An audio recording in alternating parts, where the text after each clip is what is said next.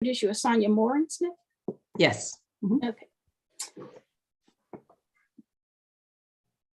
All right. Okay, we're uploading to YouTube right now. Okay. Introduce you as Sonia Morin-Smith? Yes. Okay.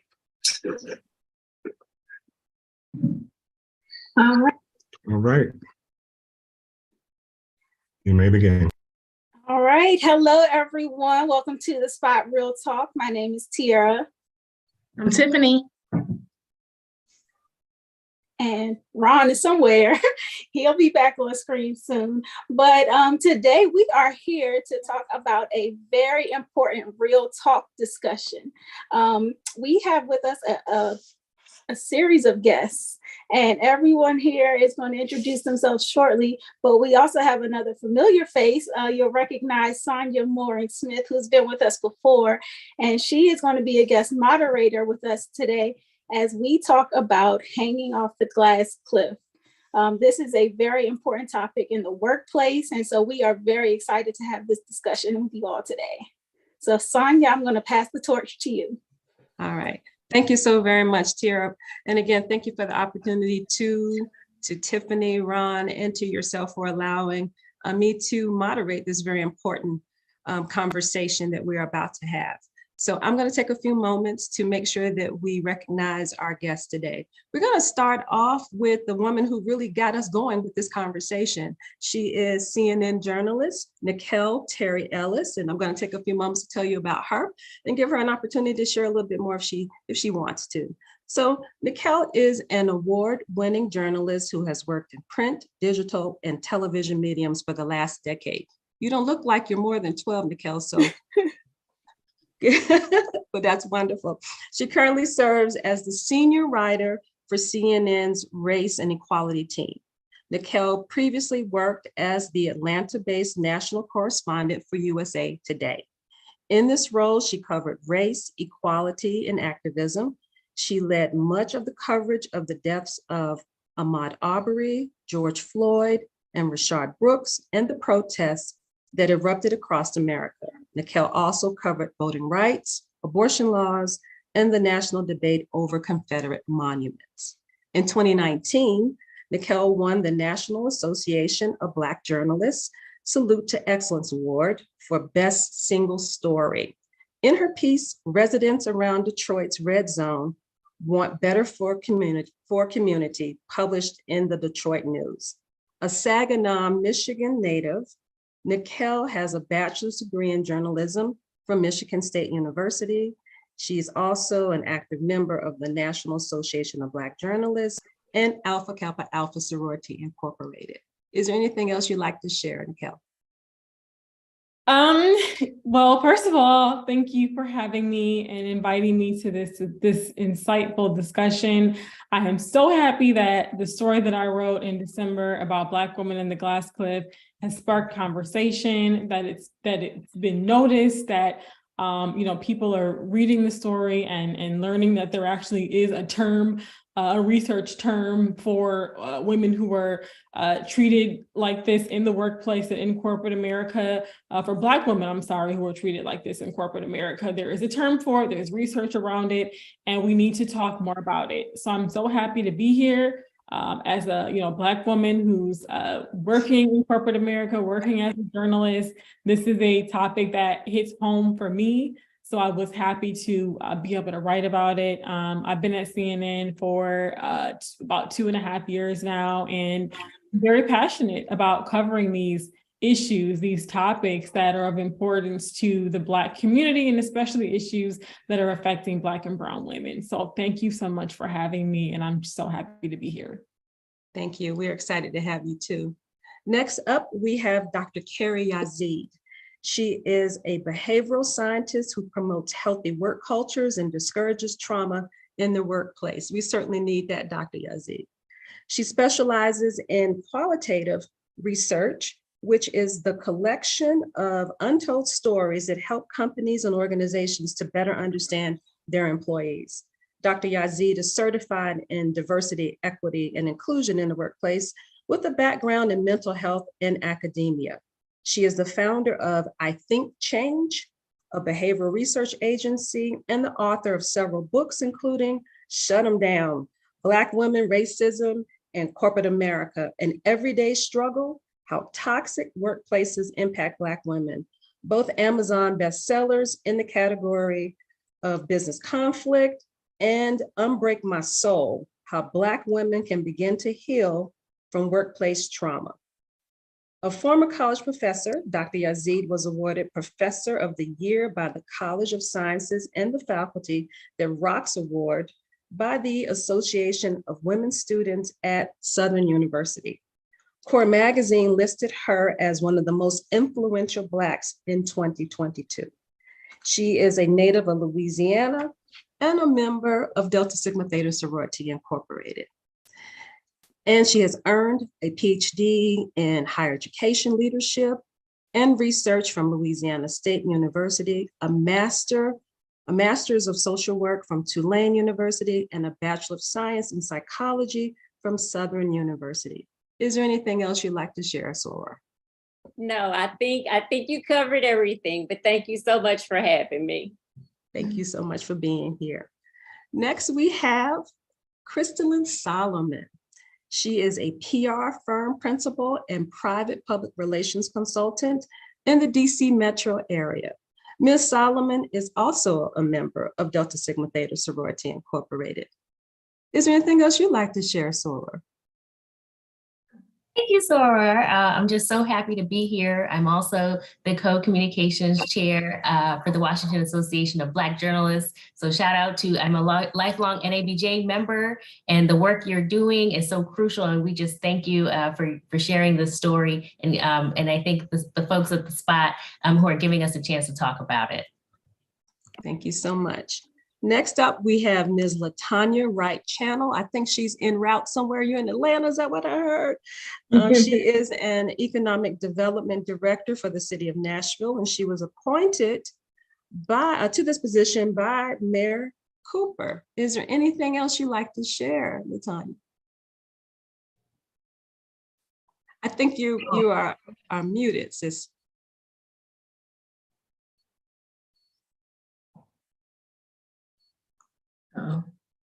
There we go. Can you hear me now? Yeah.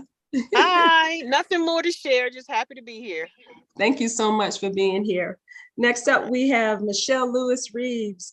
As she was as the first vice president and chief diversity officer for a large healthcare system for a well-known Fortune 500 wealth management organization. She has not only been on the cliff, she's hung on the cliff. Did I get that right, Michelle? Well, and I actually just jumped off the cliff. Okay. I am the article. Yeah. Michelle is considered to be an expert as she has served as a leader and practitioner in diversity, leadership development, and executive coaching in global and national organizations for over 2 decades. Her accomplishments have earned her several awards, including Diversity Woman Media's 2022 class of Elite 100, Black Women Business Leaders, 2021 Albuquerque Business First Diverse Business Leader Award, and 2020 Women of Influence Award, and the 2018 Black Enterprise Magazine Top Diversity Executive Award.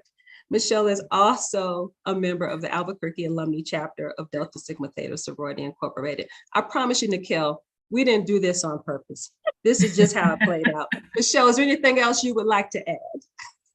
We love all sorority sisters. All of us. Absolutely. We're all doing the work. That's right. All doing the work. No, I think we're all doing the work. I think you did a fabulous job. And just for all of you, there's a reference in there about the McKinsey Women in the Workplace study, the lean-in study. I am a part of that study. I did that study for our organization. And so I feel like my words, my data, everything that we possibly wanted to put out there is out there. And Nicquel, I wanted to thank you for capturing that. I have since shared it, and it actually gave me a lot of courage to jump off this cliff. So I'm happy to talk about that later. So thank you. And thank you for having me here. Thank you so much, Michelle. Next up, we have one of my favorite people, Deidre W. Sanderlin. She is the CEO of Plan D Global Events. She is known as the Wonder Woman Emissary, where women are transformed by her unique Traveling Women's Center. As a history maker in her own right, Deidre has secured a legacy as she is credited with opening the first women's center at the historic Norfolk State University, which is both of our alma maters, by the way. Okay, let's see. She holds a bachelor's degree in sociology and a master's degree in urban education, and has completed postgraduate studies towards a PhD in organizational leadership. She has earned a reputation for crafting non-traditional messages with training events that ignite women's inner voices and move them into action. Her commitment and passion for assisting women in reaching their full potential and personal platform are second to none. It is Deidre's desire to teach women how to step, that's capital S, capital T, capital E, capital P, strengthen and self-develop, transform, embrace, and prepare for the next level. She is a member of Delta Sigma Theta Sorority Incorporated and my line sister. Is there anything else, Ellis, you want to share? Absolutely not. I think we've covered everything. That, and Nicquel, I promise you, I love you. I love you too. Listen, Nicquel, if it's just Tierra and I are not Delta, so you're not. Oh. You're not all Deltas. All right. Yeah, very good, very good, very good. So, and yours truly, my name is Sonia Mooring Smith. I am the former cabinet secretary for the New Mexico Department of Veteran Services. And I too recently jumped off the cliff. So that's why the story resonated with me so much. I am a proud graduate of Norfolk State University. And hey, did you hear? I'm also a Delta. So let's go ahead on and get into it. All right. So again, Nicquel, we really want to start with you. Why this story? You know, I know you're a journalist, but why this particular story that just resonated with all of us? So I had actually had conversations with other Black women who had been in your position, who had been in a situation where they had joined companies. Some had joined in 2020 at the height of the racial reckoning, when a lot of corporations were hiring Black people, Black women to take on leadership roles. A lot of them were put into diversity and inclusion type roles. And they were brought in and to essentially clean up a mess for a company that had issues of its own that it was going through, for companies that had, history of bias, or had been accused, managers of the company had been accused of bias, of racial and gender bias. And they were coming into these roles, and it was honestly feeling as though they were being set up to fail, because you come into a job with no support, no resources, and you are dealing with what in some cases can be a toxic culture, where you are the only Black person, Black woman on your team, just a host of challenges that women that I just personally know are facing. So I was just having this conversation with a colleague of mine who's also a Black woman, and she actually told me that, hey, there's actually a term for this. It's called the glass cliff. And I said, really? And I said, what, explain this to me. And so she was telling me that there had been some previous coverage done by other outlets, in prior years on the glass cliff phenomenon, and that there was researchers who actually studied this. And the studies, showed that in a lot of cases, Black women are brought into these positions at these companies where it seems like, it's all, rainbows and teddy bears, like, oh my God, this is so exciting. Like this, we're hiring this Black woman for this role where, we are committed to diversity, and this is proof. We just hired this Black woman, but then you bring her in and you don't support her. You don't give her the support that she needs to be successful. And so I'm like, wow, like this is a thing. This is really a thing. Yeah. And so I interviewed some women who were willing to talk. All women are not willing to be open about it. And I understand that, given that some women are concerned about getting another job and, not wanting to be quoted for issues, at their past job. And so, I found women that were willing to come forward and talk about it. And so we interviewed them, talked with some experts. I found the research from Lean In, which was amazing. Lean In actually studies this kind of workplace culture and the barriers that women of color face in the workplace and in corporate America, and did a piece on it. And I found that in addition to, you reaching out to me, Tiffany, I had other women who were reaching out to me as well to share their story. Wow. I'm like, wow, this is really, like, women were in my Twitter DMs, my Instagram DMs, Facebook, just saying, hey, Nicquel, thanks for writing this story. I've had this same experience and I just left a job that treated me horribly. And it's an issue that we really have not talked about enough, and hasn't been brought to light. And I'm happy that I was able to bring that story to light and to tell those stories. And I hope that more women can start to come forward and tell their story. Absolutely. And that's certainly what we are going to get into today. So I'm going to please ask Tiffany and Tiara to please forgive me. You please take time to introduce yourselves as well too, because you will be contributing to this conversation. So I'm going to pick Tiara first. Okay, well, a lot of people have seen us on our platform doing, recaps and talking about television and film, but in our personal lives, I am an electrical engineer. I have a Bachelor of Science in Electrical Engineering, and I work doing reverse engineering and hardware and electronics. And this story really hit home for me because, like I said, I'm pretty young in my career, but the Black women that I do know and love, and a lot of them are very close to me, have experienced some real horror stories in the workplace. And it really hit home hearing their experiences. And it struck a lot of fear in me because I'm like, well, wow, like, is this what I have to hope for? Is this my future? So it was such, it makes me a little emotional because I got to see it firsthand with some people very close to me. Mm-hmm. So it was just such an important topic, and it doesn't get talked about enough. And I think for fear of retaliation and a number of things. So I just feel like this is a super important conversation to have. Great. Thank you so much, Tiara. You're right. It's hard not to get emotional in thinking about this, but we're going to talk about some coping. How do we deal with this? So Tiffany, tell us about you. Well, you guys, as Tiara said, you know me as the co-host of Spot Real Talk. I'm also a writer. I'm a PR professional, and have been for over 20 years. And I have a master's from Syracuse Newhouse. And this topic is very important to me because I myself have experienced a lot of things similar to what we're going to discuss in the workplace.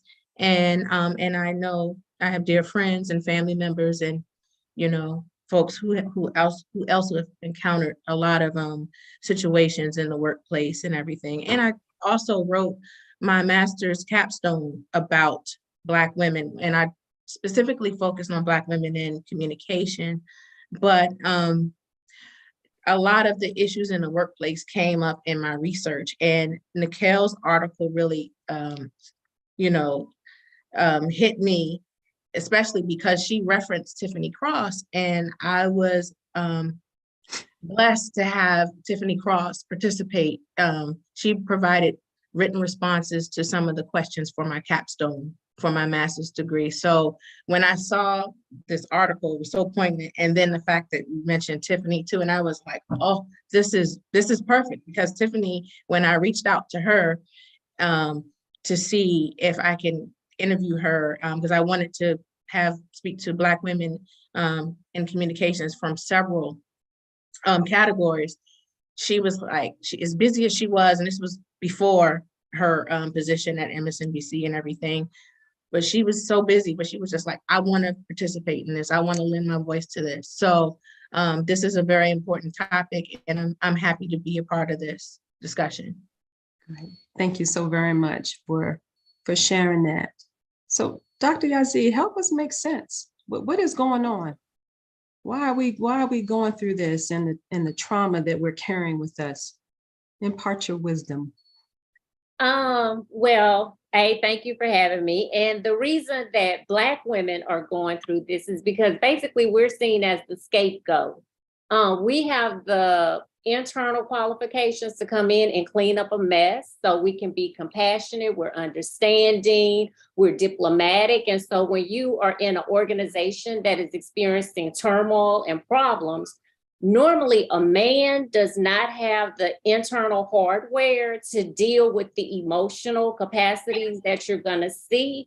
And so that's where you normally will bring in a woman. But what we have to remember is that when there's going to be some blame placed on what has taken place, like the fallout that has happened, a white man is normally not going to put a white woman in a position to take that fall. And so that's where we're seeing Black women are being brought in, and we're also seeing other minorities being brought in, like Black men. We're seeing members of the LGBTQ plus community that are also being brought in to basically, you're going to be the person that if things don't turn around, you're going to be the scapegoat for that. What's also taking place is that when you're put in a position like that, you're also having to take on additional responsibilities. Sometimes there is an additional pay that's coming with that. But as a Black woman who's trying to climb the corporate ladder, because she's normally going to be in middle management and she's trying to get her way up there into like that, you know, that corner office with the good view. So a lot of us see this as a challenge, like, okay, and I can say that for myself, you look at it and you see a solution. What we normally don't see is all the other stuff that's taking place behind the scenes that they haven't shared with you. Also, that they're not going to give you the resources that you need. They're not going to give you the staff that you need to appropriately do the job that you need to do to have the success that you need. So that's when you're going to start to see the burnout. That's when you're going to start to see the self-doubt of you as a leader, as you as a professional. You're going to start to question yourself, like, should I even have this seat at the table? Am I qualified to do this? So then we start to see imposter syndrome to come in. And if things don't work out, let's say you don't turn the company around, you don't turn that department around, then you also have to deal with the failure, because the failure is going to be placed on your shoulders and you're going to have to carry that blame. And so on top of all of the other issues that Black women deal with in the workplace, so we have to keep in mind that, on top of you trying to put on your cape, be superwoman and go in and save this company or this department, you've also dealt with microaggressions, you've dealt with discrimination, you have probably dealt with some type of harassment, you have dealt with gender biases, you've dealt with racism. And there have been no outlets for you. Like it might be that after work, you go and have a drink with your girlfriends and, take your wig out, take your braids out and say, girl, this is what's going on. But in the workplace, you're really dealing with it alone, because we got to keep it honest. When we look at Black female leaders in corporate America is 1%. So there's not a big round table where everyone is sitting around and having a kumbaya moment. She's in that office by herself, having to deal with all of these issues on her own, in addition to all of the other stuff that she's had to deal with. And so there's a big emotional load that she's dealing with, which I refer to as work trauma. Now that's just in the workplace. Before Sister Girl gets to the job, when she's trying to get to the job, she's also dealing with discrimination, racism, harassment, gender bias on her way to work. Then she's having to deal with it on her way home. So pretty much her entire day is having to put on this coat of armor and do a lot of deflecting of all of the negativity that is coming her way, in addition to trying to mentally be able to do her job. And so when we see Black women starting to burn out and just have mental breakdowns, it's not just what's going on in the workplace. We also have to think about what's going on in society in general. And so she's dealing with a whole lot of issues that sometimes we tend to ignore because we're trying to go in there, do our job, prove why we've gotten all these degrees, why you hired us, why we're the best person for the job. And so you're constantly on 24/7. And those 2 days on the weekend to regroup, unfortunately, are usually not enough. You know, I don't know if we had a hallelujah button, but if we do, somebody need to mash it right now. Okay, we doing this right here? Okay, okay. And then I'm seeing y'all, the reactions is like double Dutch. Everybody's just trying to figure out when they can jump into this conversation. Dr. Yazeed, I think you hit every single point here. I'm just gonna okay. Let's start with you, Christalyn. What are your thoughts, on this? What are you thinking when you're listening to these comments? This is really resonating with me. It's resonating with women across the country. Nicquel, your work, when I read your article, I immediately shared it with my network, and some of them had replied, I already read this. Like, I already started sharing it too. And I'm like, yes, so many of us can relate. And what I like that Dr. Carey noted is that there is a cost to this. Women are experiencing these things, and then they're paying with an emotional toll, a mental toll, a physical toll. And then let's not forget that women are still not being paid enough for this type of extra stress that we're bringing on, that is being brought on us. The expectation to perform at a high level and to bring folks out of a pandemic, a racial reckoning, turn the company around, and not even, have the people in your office recognize what happens when that conference door shuts and you have to take that moment and breathe. And I just want to make a quick note that, Pay Equity Day is something we recognize, where we have a separate day of equal pay day than white women, because we're making 63 cents on every dollar that is paid to a white male. And so it's important to recognize that if we're going to go through all of this work and turn around an entire company and have the weight of the world on our shoulders, are we being compensated for that extra job, for that extra responsibility? We're working harder for that dollar than the person who would have been in that seat when things were going well. So that's definitely something we should be considering, the mental toll and the economic difference here, the disparity that we should consider. Absolutely. Well, you're certainly laying foundation for the part 2, because we know we're going to have to keep talking about this. So y'all just get your calendars together, because we're going to reach out to you. Okay, who else wants to jump in here? I don't want to start calling names, because y'all know I will. So who wants to go? I will. Okay. She just saved my whole counselor session for the week. Dr. Yazeed, I mean, you really did it. Am I pronouncing it correctly? Yazeed? Okay. Yes, that's correct. And Nicquel, this opens up a real, this makes my heart pitter patter, because I do women programs. And I'm actually going to have a leadership thing. But this right here hit home on all of it. Just to talk about, I was texting just a moment ago from somebody who literally just did this yesterday. And when I say the emotional overload and just the trauma of it, it's piercing.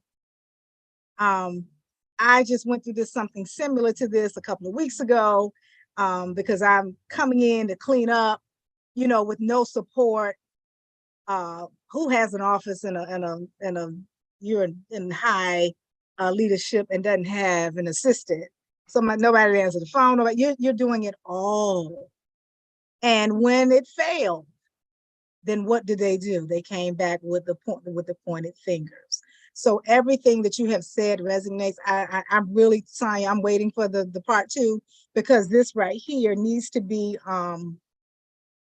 it really needs to be discussed, and it needs to be highlighted, because a lot of times now, I think someone else, I don't know if it was Michelle or someone else, said that they hadn't heard of the cliff. I've been talking about the glass ceiling, talking about mentorship with women, with us helping the younger generation and educating them on how they can move past all of this stuff right here and how they can deal with it. Michelle sent a article earlier about someone was just so stressed out, and she did I think a TikTok or whichever social media video about how she was so stressed and they had terminated her, this, that, and the other, and then she was going to her business and she would never go through this again.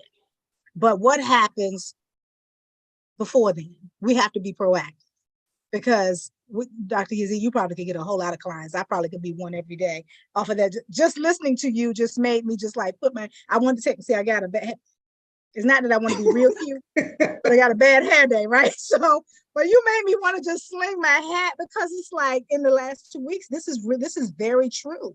Yeah. And for those of you who know me know that I am a realist and I keep it real. So I really like the topic, ladies. I mean, I like the name, because women, all Black women all across this United States of America are experiencing some of these things and have no place to go to talk about it, or anybody to talk to how to navigate through it. Absolutely. Because the truth of the matter is, I'm on a cliff and I leave. Can I afford to leave? We stick because of the same things that we do in a bad relationship. It's like a bad marriage. How do you get out of it? Where do I run and hide? What happens? How am I going to eat? How am I going to do? So these are some of the things that I hope that we discuss. Yeah, definitely. So, I like for some of us, who quote unquote cracked that ceiling, right? We cracked it, where I think I read today that somebody was saying you've reached the pinnacle. You reach the pinnacle, so you're through, but then you still find yourself on the cliff. It's just a weird dichotomy. Michelle, do you want to talk about that? Because you were in the C-suite. Yeah, a couple of times. It really, can I just say, I was doing the hallelujah over here, and I'll give a little bit of a personal testimony, because to me, it's called something, it's a mantra we have in our little world. We are doing the impossible for the ungrateful. Wait a minute, write it down. We say doing the impossible for the ungrateful.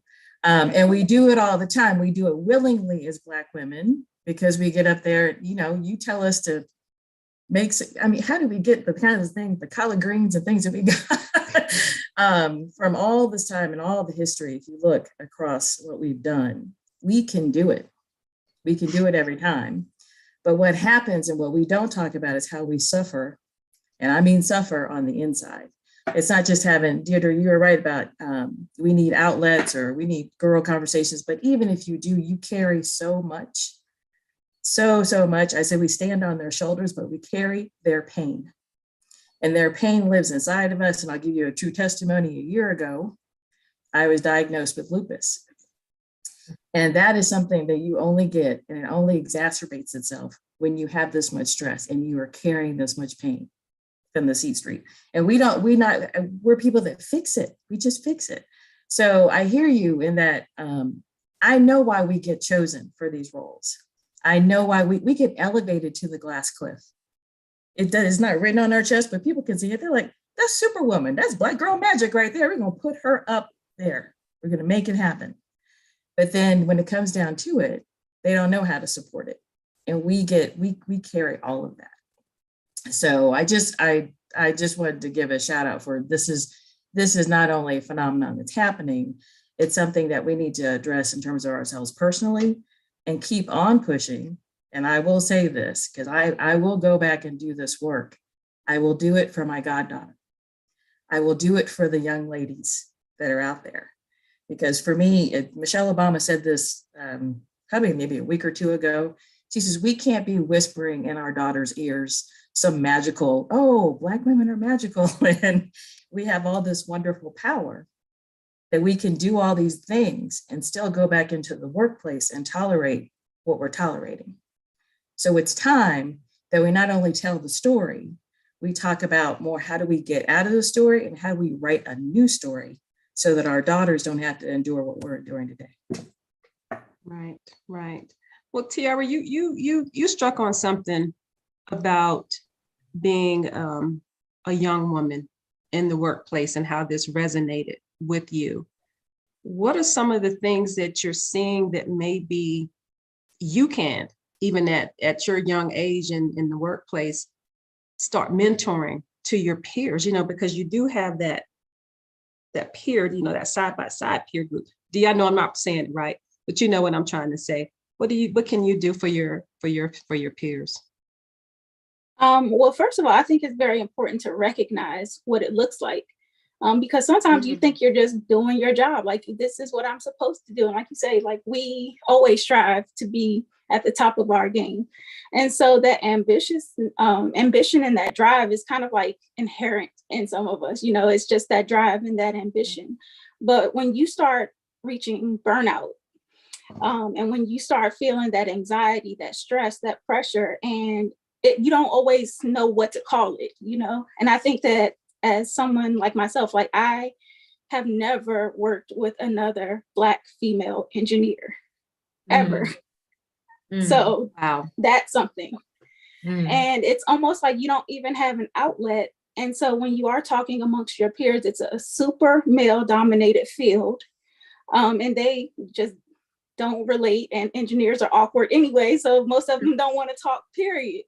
And then when you do come into contact with some of your white engineers or others of other races, they don't always relate to you in the same ways. And so it's difficult when you don't have an outlet as well. So, just understanding what it looks like and understanding who you can go to talk to these, have these kind of conversations. I think that for me, as someone who is a little younger and getting started, I think that's important to bring attention to, and then just knowing how to cope with it so that it doesn't continue to bottle up and lead to a point where you really reach a breaking point. Yeah, definitely. So thank you so much. Can I say something about that, about Tiara's point? When you talk about reaching a breaking point, it actually really saddens me that this is a thing, because like, I think about like how all our lives we've been told to work twice as hard.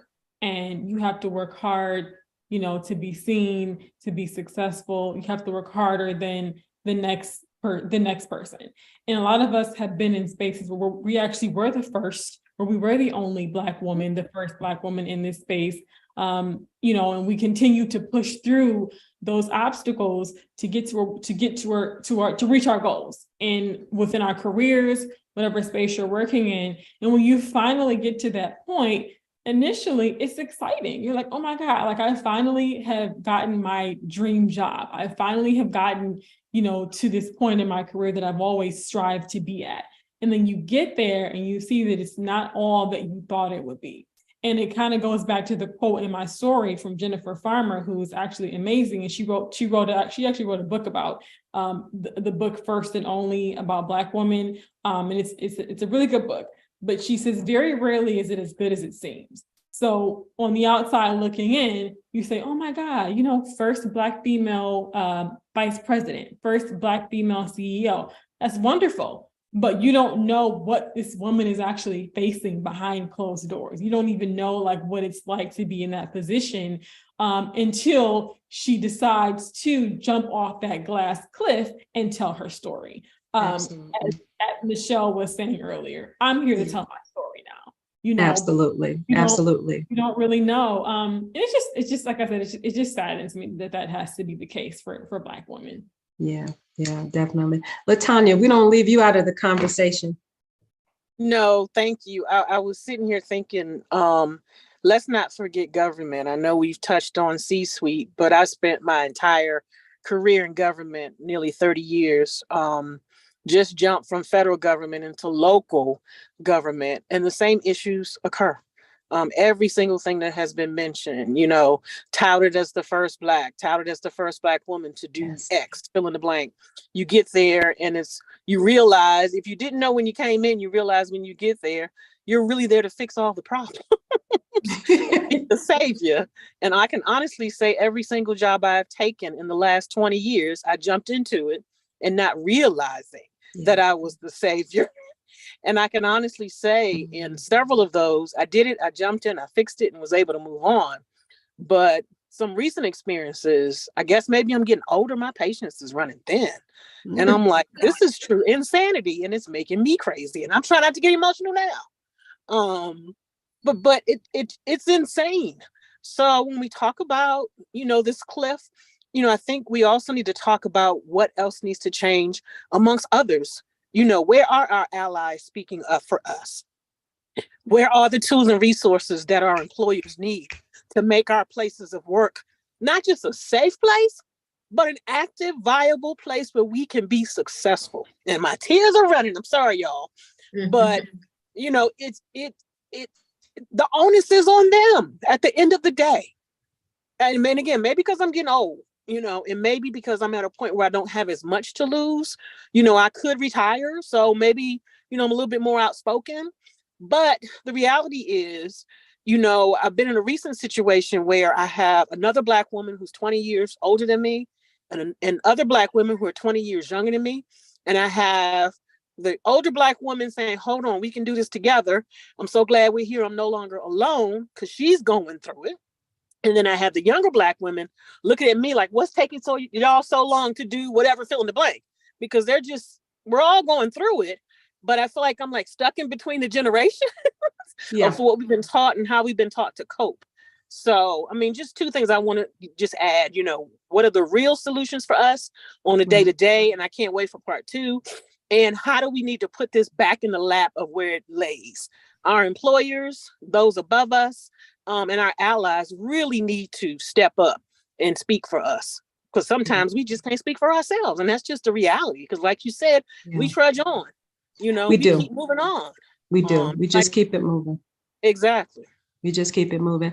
So what we did was, thank you, ladies. What we did was we tried to take the pulse of what's going on. So we did like the survey. We did a Survey Monkey and we sent it out. We didn't get a good sample, but we got enough to share. So if you give me a couple of moments, I want to go over what we were able to gather from the Survey Monkey. So the average age of the respondents was between 44 and 60. Okay. So for the young ladies that are here, thank you so very much for being here, because your voice is needed. You can see. Okay. Some of us have worked in this field or in a particular field for 15 years or more. So LaTanya, when you say that for the last 20 years, you've been the cleanup lady, I remember that stuff. They don't remember that song, but remember the cleanup lady? I can relate. I've been the cleanup lady for the last 25 years in my career. 72% of the respondents have master's degrees or higher. Okay. So we're educated people. Okay. Approximately 55% of the respondents are either at a mid-level professional career or 22% are at senior executive level. Okay. 89% know about diversity, equity, and inclusion, but they don't lead it in their companies or their organizations, but they are familiar with it. 67% said they did see a shift in their company's policies during the height of the Black Lives Matters movement and following the death of George Floyd. 56% said that new policies were implemented around these times too. And 43% said that the policies are still being sustained now or being maintained. Some of the comments that I thought were interesting were, let me get my notes here. One was, maybe I'll write a book on the shift, sharing stories of how Black folk and Brown people are treated whenever there is a come up for the Black and Brown communities. Changes were implemented, yet unconscious bias remains a focal point. And the last one was, thank you for bringing this subject to our attention. So again, we got a lot here. One thing we do know is that we've got to find a way to make sure that the younger career women are feeling a part of this, that they have a safe place. So that's why I know mentorship is very, very, very important. And it's something else that we don't really talk a lot about is sponsorship, which is a little different than mentorship. So who wants to talk about that? Now I can start calling names, so don't let me do that.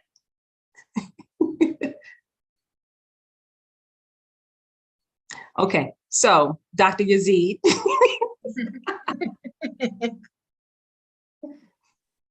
Okay, I can speak on mentorship. Mhm. And and I agree, we don't see a lot of mentorship nor sponsorship taking place in any of these settings, be it corporate America, nonprofit organization, government workers, you know, even if you're working at your local Circle K. But the problem is that when you're a Black woman in a leadership position, you really don't have the time to and it with all of your heart is usually something that you want to do, because I know Yeah. it has been something that I wanted to do, to be able to groom someone. And in my case, it's like to help you not make the mistakes that I made, to avoid the landmines that I had to step on and get blown up a couple of times. Like, let me help someone else to avoid those. But when you look at everything that's on your plate and you're trying to protect your own mental health and your own physical health, at some point you have to start saying, I have to say no. And it's not done from a place of malice or you being mean. It's from a place of, I just don't have enough space on my plate to take on something else. And so, you know, going back to when we talk about solutions and how, you know, companies and governments and organizations can help Black women that are in leadership, one of those things is giving us the staff that we need so that we can take some things off of our plate, so that we can provide mentorship, so that we can provide sponsorship, so that we can give back to the community, because, you know, they're requiring us to do all of these things. But again, realistically, you know, and sometimes I don't think we are realistic because we're always on go. Like, we don't know when, sometimes some Black women don't know when to pause, breathe, and say, I just can't do anything else until they hit rock bottom. And then when they hit rock bottom, it becomes, how did I get here? What happened? Like, they haven't stopped to do that assessment of what has taken place. For myself, it took me years to start peeling back all of the different layers. And because I am a researcher by nature, my background is in social work, you know, I just became my own social worker. And I was like, oh girl, like, it was a lot of stuff going on that you saw it happening, but because you were trying to get to the promised land, because you were doing like your parents said, you know, you got to work twice as hard, you just kept pushing through it, versus sometimes stopping and saying, I can't do this by myself. I'm not Superwoman. I need help, taking off the cape and sitting down and taking a rest. And I think that's something that we need to start talking about in our community as well, is that sometimes working twice as hard is still not going to get you where they think it's supposed to get you. Some of us are finding out with all of these degrees and all these student loans that all this education still didn't get us where our parents thought it was going to get us. We have to start having realistic conversations. Part of what I do is tell women, at some point you have to say no, and don't beat yourself up and don't feel guilty. And that's the part that's really hard, of the guilt that they feel and the guilt that's put on them by other women in corporate America, other women in organizations, family members. It's this head, the community, this heavy, this weight that's put on them. And when they don't live up to everyone's expectations, then all of a sudden you're not only a failure at work, but you're a failure at home. You're seen as a failure in your community. And she doesn't have anyone to sit down and help her to navigate through that, to work through those emotions. Because the other thing is, I tell people this all the time. Someone said, oh, well, you know, Dr. Yazeed, when you had a private practice, you should have made a lot of money. I said, well, see, I was a therapist before the pandemic. Black people weren't going to therapy. All my clients were white women. Black women were not coming to therapy. As one Black woman told me, I am not coming to sit down and tell another Black woman all my business. Okay. And so we have to be realistic. We are still apprehensive about sitting down with a therapist working through our issues. We're apprehensive about working with the coach. And you're looking at your mentor and your sponsor at work to be your therapist and to be your coach. And that's not their job. That's not their job. But we don't have enough Black women saying, no, baby, I can't do it all. I just can't. I got to take off my cape. Like, I can't be everything to all people anymore. Yeah, yeah. That really resonates with me personally because I am that type A, go, go, go, go, go, go, go. And when I started having chest pain a few months ago, because the stress was starting to manifest itself in my body, and I consider myself to be fairly healthy. So the first time I was like, oh, wait a minute, you know, what's going on here? And then the second time I was like, don't mess around and die because you're too prideful to go on to the emergency room. So that's where I ended up going. And that also helped me to realize that it was time for me to make a change because it was starting to affect my health and my mental health as well. I think we said it earlier, it was about just starting to question, you know, who you are because you know who you are, but then you put in these situations where you're questioning yourself, like, what is happening? I know I'm more than capable of doing what I'm supposed to be doing, but you got all these daggers that are coming at you from all different directions. So, and I think what we have to remember too is, you know, Blacks suffer the highest rate when it comes to high blood pressure, when it comes to diabetes, when it comes to heart attack. Black women are really up there in those numbers. But all of those things, even though when we talk to the medical profession, they will give us this, oh, it's your food, it's your diet, you need to exercise more. I found out I was a type 2 diabetic a year ago. I'm gonna give y'all a context. I'm 5'2", and at the time I weighed 150 pounds. I went to the doctor and the overweight doctor told me I needed to lose weight. So I sat there and blinked my eyes and I said, do you not, like, I'm not a big woman. You need to change your diet. And so I said, something's wrong with this. I did my research. What I discovered is that diabetes, high blood pressure, heart attack, stress induces all of those things. And so it takes a Black woman to start having heart palpitations, to her glucose levels are all over the place. She about to fall out if she hasn't fell out at work. High blood pressure, you taking pills, 5 to 10 pills a day just to live, when you could have made some minor adjustments earlier in your life to reduce your stress, to learn how to take things off of your plate, to ask for help, to tell your boss, I need resources and I cannot do my job if you don't provide me with the resources that I need. And yes, we can think about being promoted into those higher positions, but guess what? When you die, they're gonna clean out your office, send your family a plant. None of them gonna come to your funeral and you might get a card. I'm laughing, but you're telling the truth. You are telling the absolute truth. You know, I'm gonna give a shout out to my sister, Teresa Mooring, who is a counselor. She was too shy to come on this program. So yeah, I'm calling you out, Teresa. T-Way, okay. But she's sending me all these different notes here. You know, she's saying that there should be a glass cliff support group. What do you think about that? Can I jump in? I would hate to let this moment go. I have already talked about this. I have a movement that I just started called Mentoring Her in Minutes.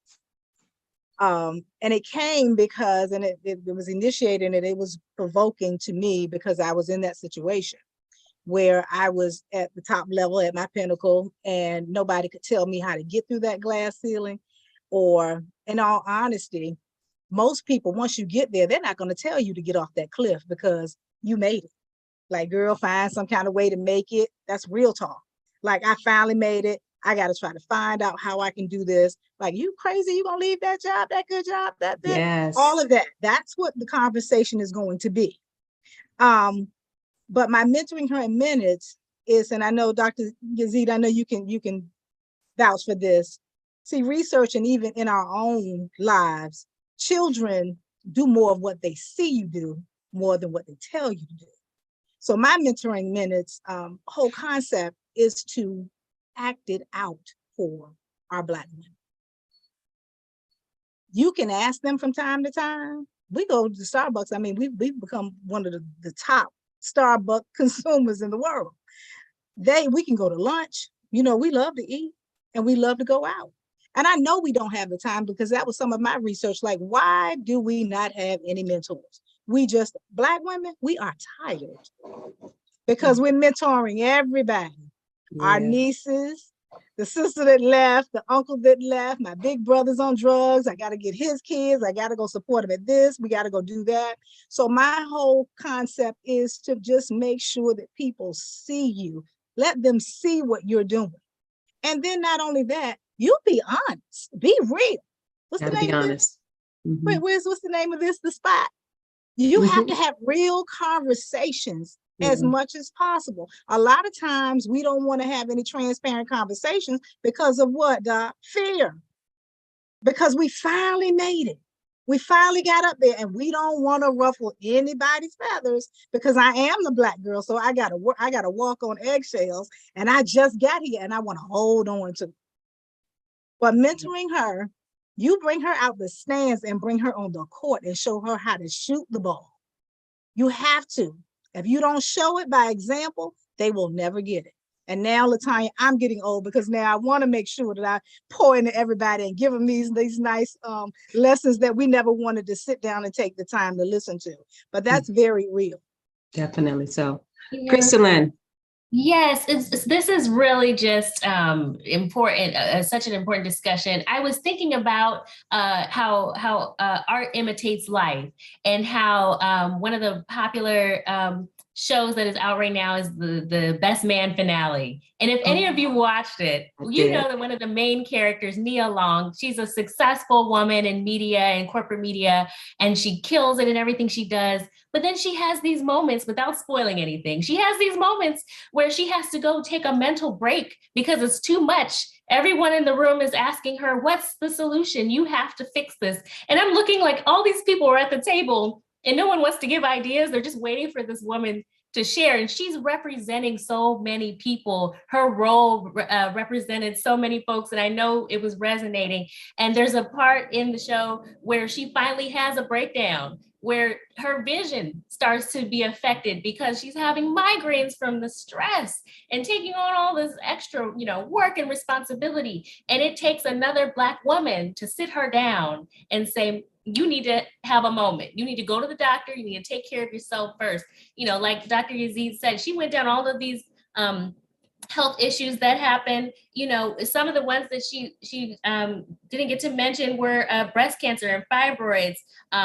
We talked about heart disease, stroke, but like she said, they're all made worse through stress. And guess who has the highest rates of these disproportionately? It's Black women. So absolutely, this is a real thing. It's impacting our bodies, our minds, and of course, I did mention earlier, our paychecks. So for covering this. That's true. That's true. I'm going back to my sister. She sent a note saying that we should get hazard pay. Oh yeah. I got it when I was in the Air Force. I got it when I went to Desert Storm. I got hazard pay because I was put in hostile situation.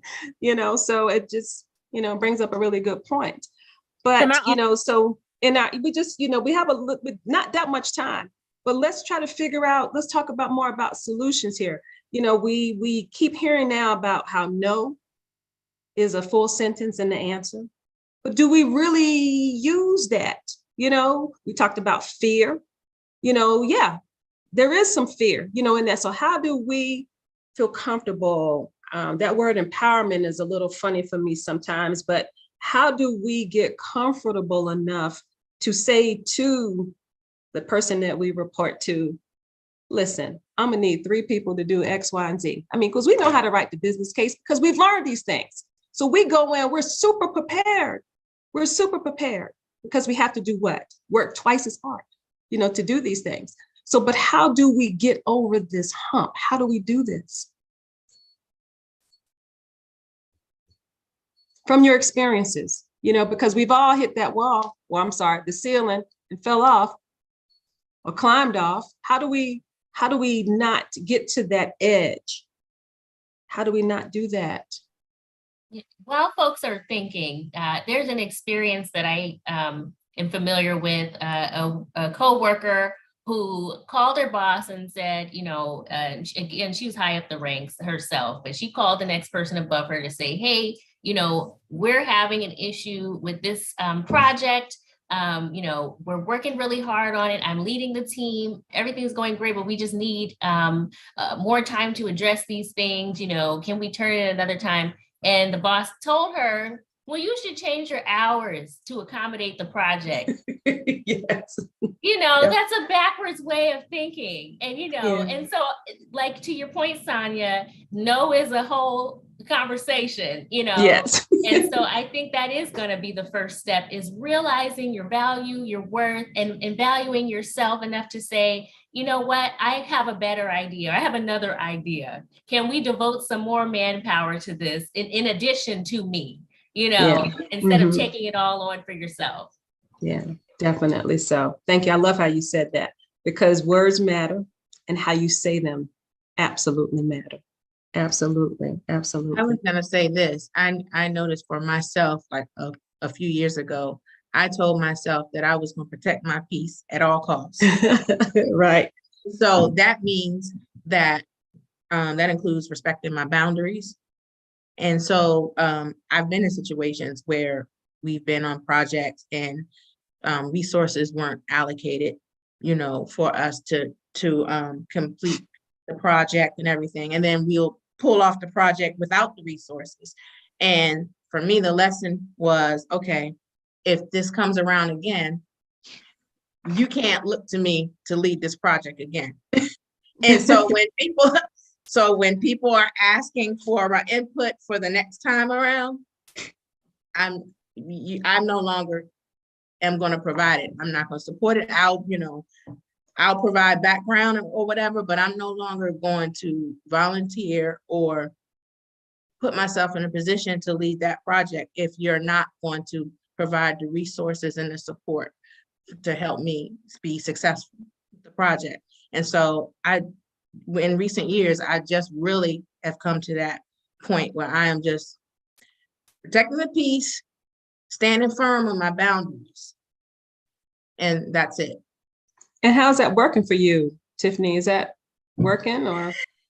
To an extent, it's a work in progress, but for the most part, because, I get left alone, because they know that right. By no means no. Gotcha. So it's the first tool we need, how to create the boundaries, because first we got to know how to create those and what our boundaries are. Because sometimes I forget that my boundary was to not go beyond X. And then I find myself beyond it, like, wait a minute, I wasn't supposed to get this right. far.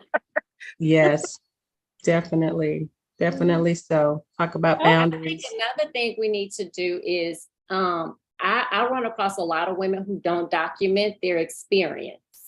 And I think when you document, that it's a story. And you can start to see patterns if you're documenting every day. So I say have a work journal where you document what took place that day, how you felt. I say check in at lunch. Did someone trigger you? Did your emotions change? What was the situation that happened that caused your emotions to change? Because again, you're caught up in the day-to-day and the hustle and bustle, but you're not checking in with yourself. But I think documenting to see, is there a pattern?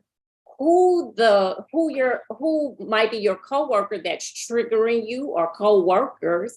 Is it a certain project that's triggering you? It might be certain words that trigger you in a certain workplace, or you just keep saying yes and you didn't stop to realize, that you were saying yes to everything and everyone. But it gives you something to go back and look at and say, oh wow, like I'm starting to see a pattern.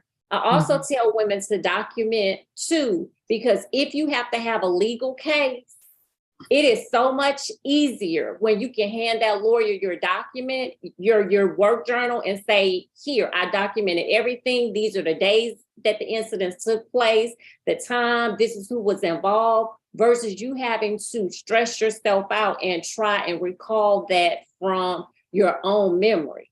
But in my book, Unbreak My Soul, How Black Women Can Begin to Heal from Workplace Trauma, at the end of the book, I have like a 30-day work journal that makes women sit down, because we don't sit down. That's the problem.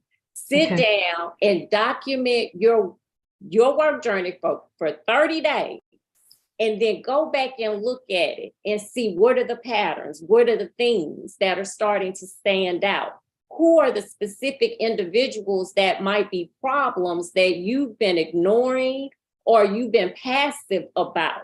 Where do you need to start setting boundaries in your work life? And I think that helps you to better at least have a position, a foundation of where you need support, what that support is that you need, who you need to ask for that support from, and stand up for yourself. Because a lot of times we don't. We just remain silent. You know, we put on our big girl panties and go in it, but we stay silent. We don't say anything. And I've learned that's not good for me. So with my incident, my breaking point was as a consultant working for myself of a tech company. And I had one of the leaders to pull me aside and say, I know they approved to pay you this amount of money, but I don't think you're worth it. So I'm just letting you know on the next project, you won't make that amount of money. I'm going to make sure that you make less. So I let him finish saying what he had to say, because, you know, I done did my inner work. I know my work as a Black woman. And I just told him, I said, are you finished? Are you done? And he said, yes. I said, okay, well, let me tell you this. You don't have the right to speak to me that way. As a matter of fact, this is your last time talking to me this way. Your company signed a contract. So if you don't want me to work for you, that's fine. Pay me my money and let me go on about my business. But if you do want me to continue working for you, I will not be dealing with you. You need to get somebody else in here to deal with me, because I don't like the way you're making me feel. And this project is not going to go smoothly if I don't feel comfortable. And I said, and as far as us working together again, sir, this is the last time I will grace you with my Blackness and all my Black girl magic. And I said, so you made me upset. I need to go have a glass of wine. So let me go on and get off this Zoom with you right now. Good. Listen, that was a masterclass on how to do that. Oh my gosh. Oh my gosh. Absolutely. Well, what I'm hearing you say are there are opportunities here, because this type of insight should not have to happen as soon as we cross the threshold into the work environment, regardless of whatever the industry is. So maybe we need to look at doing some of this work with some of our youth organizations. You know, maybe this is a class in college. You know, I don't know, because these are real issues. So maybe there's some other things that we can think about, you know, having these conversations. Tiffany? I was going to say, it's interesting that you say that, because when I was working on my capstone, and the focus was Black women and communications, in my research, I found that a lot of the younger people were saying that in school, even at the high school level, like their guidance counselors weren't telling them about PR and communication and things like that. And I found that there was a need and a focus for, you know, younger people to have that in, you know, a college curriculum. Of course, if we go into colleges, HBCUs and everything, there is a focus there. But, you know, in the mainstream institutions, there isn't classes geared towards young Black women and young Black males too, you know. And I know in the future, Sonia, you talk about a part 2. We probably will have a part 2 and shift talk about our brothers too. But yeah, so I do think that there should be a focus there in school. Yeah, definitely. So I think we have enough brain power to do that. And maybe, Nicquel, maybe that's another idea for another article. You know, what we can do to just get ahead of this, because right now everything is so reactionary. everything is just so reactionary. You have any thoughts, Nicquel, on, maybe how we can bring more attention to this besides your wonderful writing? I think besides, obviously continuing to write about it and continuing to talk about it publicly, I think that's important. But I'm all about solutions. And I think being proactive and, teaching women at younger ages, to know their boundaries when it comes to corporate America, to know that you always have options. You don't have to work somewhere where it's a toxic work culture or a toxic environment. I know a lot of people, including myself, that have worked in environments that have been toxic, where people have, talked to me or talked to Black women the way that Dr. Carey described the conversation that she had, with a manager, or someone, you doing, a lot of extra work. And then when you go to ask for a raise, they slam the door in your face and tell there's no way that you're getting a raise at this, at this stage, when that you deserve one. Because you can easily, do some networking, apply for other jobs, and find a job that will pay you what you're worth. And so I'm all about, setting boundaries, but also moving on. And I think we need to teach that to our young women. You don't have to deal with harassment. You don't have to deal with people overlooking you for promotions. You don't have to deal with gender bias, microaggressions, all the things that we face as Black women in the workplace. I didn't have anyone to tell me that when I was younger in my career, because I was just so desperate to make it. And so I think I dealt with a lot coming up the ladder, because I just wanted to be successful. But looking back, I'm like, why did I put up with that? That wasn't okay. Like in hindsight, like at 25, the things that I dealt with, that wasn't okay. So I think it's through mentorship, whether it is a class, whether it is a support group or an organization to support, young Black women who are in this situation, I'm all for it.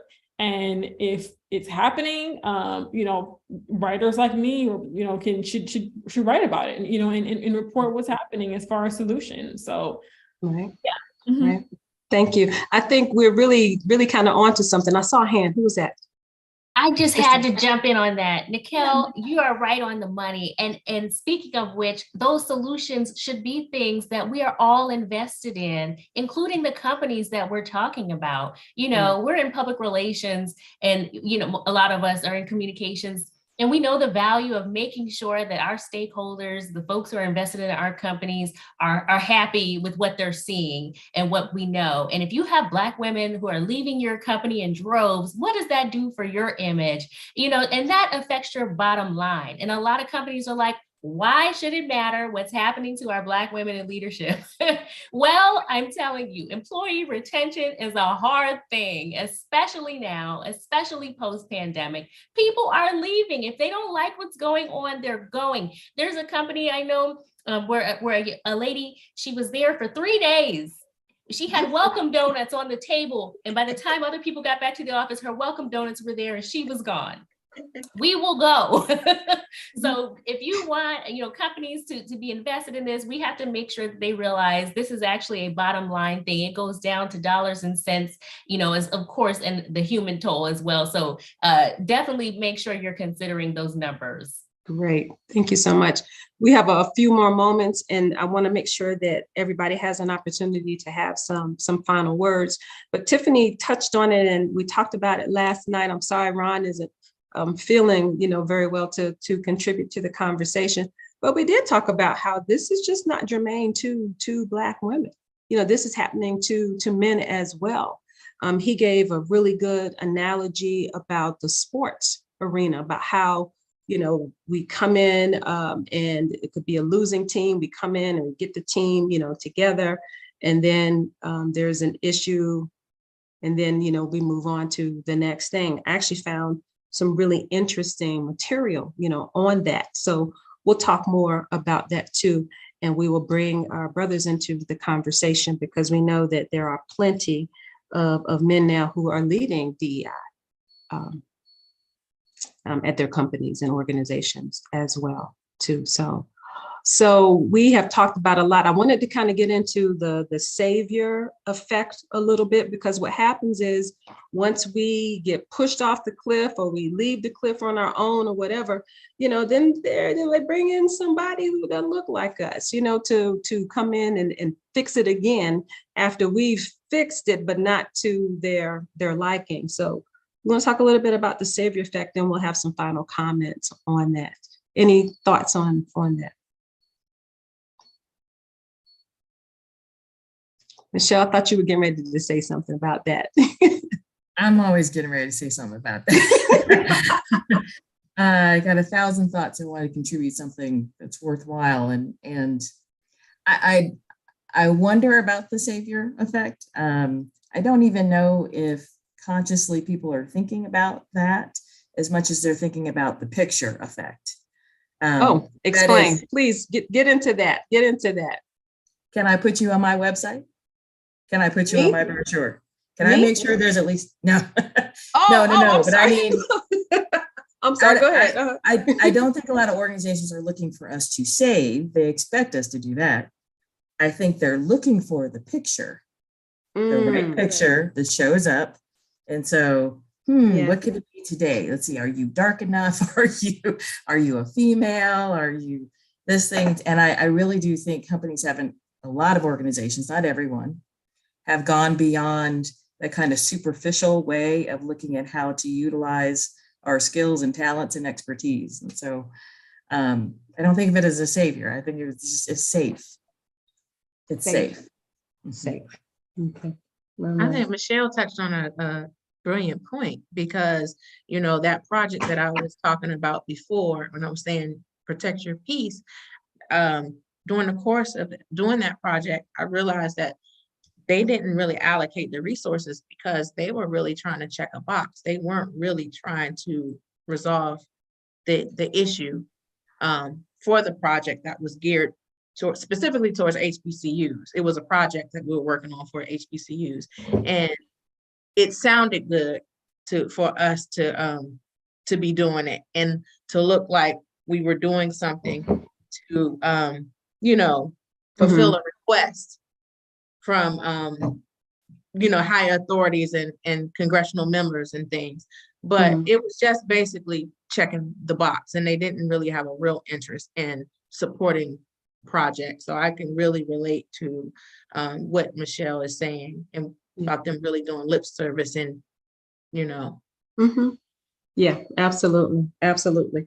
Because I think, again, when I was doing my research, there was this young lady, I wrote her name down. Her name is Sophie Williams. If you get a chance, look her up. She's on YouTube, and she's over in London. And so she was talking about this glass cliff phenomenon, and she touched on everything that we're talking about, today too. But one of the things that she said that really got me was about how we're considered disposable. And Dr. Yazeed, you talked about that, too. So when we start to think about how we can become more solution forward, with this, we need to think about, again, our worth and making sure that we're sharing that with the women that we are mentoring and sponsoring. And just to be clear, sponsoring is when you're not in the room, but I'm speaking for you. Then I'm making sure that I'm advocating for you. And so sometimes you can be a mentor and a sponsor all at the same time, but you always want that champion to be there for you, to speak for you when you can't be there. And I've had a lot of them, and I'm very grateful, for them. So we got a few more moments, to go here. So what I really like to do is to talk about a couple of things here as we prepare to get our platform together for the follow-up conversation. What are the things that you really want to leave with our audience tonight? What are some of the takeaways that you want us to have? And also, too, how can we follow you? Because you're all wonderful. Do you have platforms where we can follow you? That would be great. And then I will turn it back over to Ms. Tiara to close us out. So, okay, I'm just going to go by who I see on my screen. Is that cool? All right, then. So we will start with Tiffany. Tiffany. You want my how to follow me? How to follow you, and what do you want us to leave with tonight from this conversation? Or better yet, what do you plan to do moving forward? I want to continue this conversation, and what I want to do before I go into that, I want to share. We have some people online that are watching us, and a young lady by the name Pretty Girl Loves Trap Contact. She asked, "Is it me, or the phrase strong Black woman is now a trigger, especially as I grow older in age?" And I think that is a interesting point about the strong Black woman. So, I mean, I think that we've talked about a lot of things, and we shared our experiences today. And I definitely want to see us pursue a part two. Tiara and Ron and I, we always talked about having a real talk portion for this show. Like those who watch us know that we cover, movies, TV, and film, and art. But we are also very invested in what happens in our community. And we want to be a part of that conversation going forward. And, whatever part we can do to help further conversations and be a part of solutions, we want to do that. So I feel like today is the first step in doing that. So I'm just really appreciative to everyone on this panel for being here. Thank you. And I was going to say that, maybe, I know you guys are going to give your social media handles online here and stuff, but if you can put it in the chat for us too, so that way we can drop it in the description box when this posts online, so everyone can see how to reach all of you. So great. If you can put it in the chat, we can have that and save it. Great. Thank you so much. Was there anything else from the audience listening that you wanted to share? They're basically they're saying hello. We got some brothers. We got some brothers online too. Nice. Saying hello to us. Saying, okay, ladies, look at all these strong women in here. and saying, hey, hello everyone. And I asked if there were any questions for the panel. I don't see any so far, but just folks showing us love. Great. Thank you so very much. We will go to Michelle next. So one thing I just want to add to getting to this level where you can stand up and know your value. One thing that I want everybody to walk away with is it starts up here. It's your mindset. And if you can go from being powerless to powerful, and I mean F-U-L-L, powerful, you're going to be able to do those things and say, oh, I'm worth this, and stand up. And I find that confidence, right, comes in daily doses. And so whatever you can do to fill your mind with the thing, not that you're a strong Black woman, but what you're full of. What is your personal worth? Not just because you're Black, but because of who you are and what's on the inside. And the more that you can start with that, the closer you can get to standing up for yourself and doing the next thing, whether it's jumping off the cliff, hanging on, building your own cliff, which is what I plan to do next. All right. We're going to look forward to that. Absolutely, right. Michelle. Thank you. Did you want to share your social media information or put it in the chat so we can share it? Great. I'll put that in the chat. Thanks. Okay. Thank you so very much. Deidre? Looking like Olivia Pope. Whitehead. It's handled. Bad hair day, but I think it's working. Yes. I think just piggybacking a little bit off of Michelle, that you have to absolutely unequivocally know your worth. Hands down. And if they don't, I'm charging us to be able to pour into the young ladies to let them know just how fabulous they are. Because people, perhaps maybe we didn't get it. I know that I did have some champions in my life who have poured into me. But when I got to that pinnacle, I didn't have anybody. Mm-hmm. And I felt like, am I a failure? I had nobody to say, girl, no, you're not.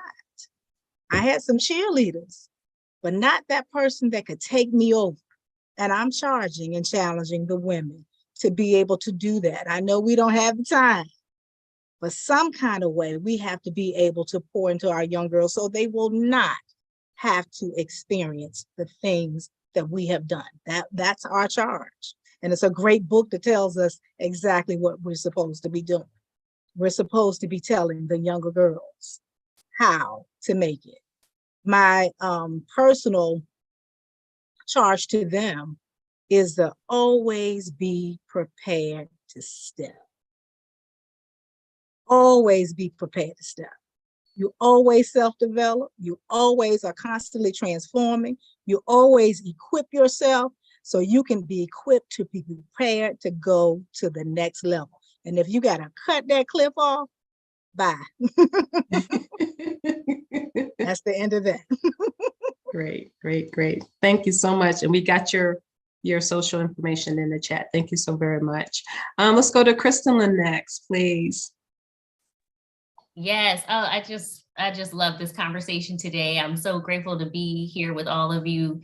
I guess my lasting words would be, in a generation that chases clout and wants the opinion of others and seeks external validation, I would say, Kelly Rowland said in an article, she said, the same mouths that praise you will also berate you. So if that is the case, we cannot depend on external validation and likes and clicks and your boss telling you, oh, that was a great job today, because they can remove you tomorrow. So I will say, make sure you have your internal validation. You're saying your affirmations. Mary J. Blige, she says she wakes up and looks in the mirror every morning and says, hello, beautiful. I need you to be saying, hello, beautiful. Hello, Mrs. Intelligent. Hello, you're going to kill this project today. And make sure you're saying those over and over and over again, because what you speak and what you say, you begin to believe. And what you hear, you begin to believe. And I want all of us, with all of this Black Girl magic, to believe in ourselves.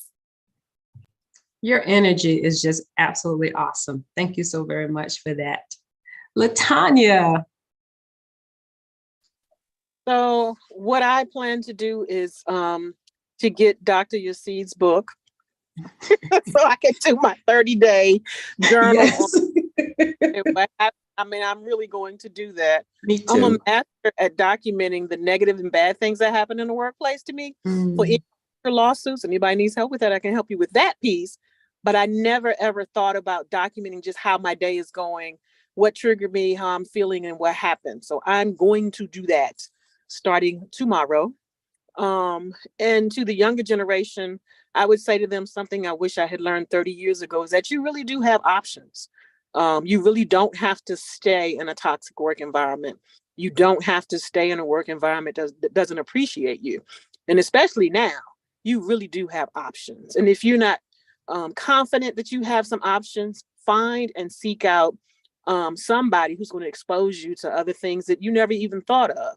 So you can explore other options than what you're doing right now that may be toxic in your career or what you're doing, but you really do have options. So don't be afraid to explore them. Thank you so much for that. Okay, Dr. Yazeed. So my parting words are: A, document your experience, at least for 30 days, to see if you see any, again, themes, common patterns that are positive or negative. Sometimes you might see that what you thought was negative, you go back and look at it after 30 days, you handled it appropriately, things have turned around, and you can bring your stress levels down a couple of notches.